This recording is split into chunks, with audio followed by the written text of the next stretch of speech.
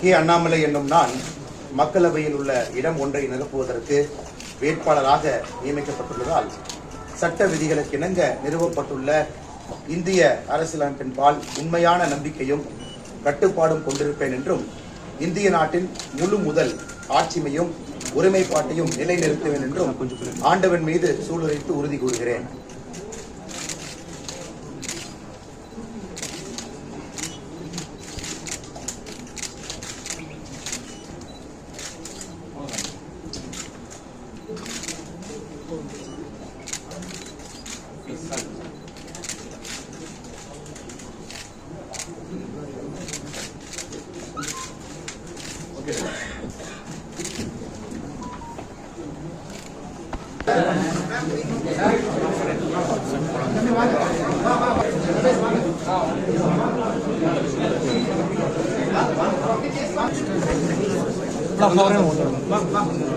இதில் நான் அவங்க எல்லாம் வெளியே போயிட்டாங்க, நானும் வெளியே வந்துடுவேன்.